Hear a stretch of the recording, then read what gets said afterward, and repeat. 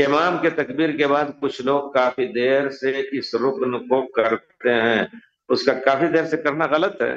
اگر کسی وجہ سے مشغول ہیں، قرآن ادھر ادھر رکھ رہے ہیں اب تو ٹھیک ہے، لیکن یوں بیکار وقت گزارنا۔ جب آپ کھڑے ہو گئے، انما جعل الامام لیؤتم بہ، امام بنایا ہی گیا ہے کہ اس کی اقتدا کریں، یعنی جب وہ اللہ اکبر کہہ لے تو آپ اللہ اکبر کہہ کے صلاۃ میں داخل ہو جائیں۔ رکوع میں بھی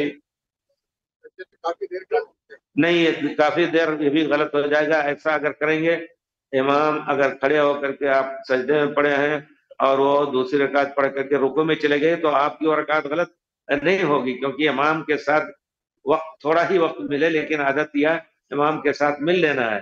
تو دیر تک سجدہ کرنا یہ بھی نہیں، آپ دوسرے وقت تنہائی میں اکیلے پڑھیں تو سجدہ وغیرہ لمبا کریں جتنا چاہیں، یہ جائز نہیں ہے اتنا لمبا کرنا کہ امام کے ساتھ آپ پورے طور پر نہ مل سکیں۔ امام کی ابتدا ہونے کے ساتھ فوراً جب وہ کر لیں تو اس کے بعد آپ اٹھیں، اور جب اللہ اکبر کہہ دیں تو آپ اٹھیں۔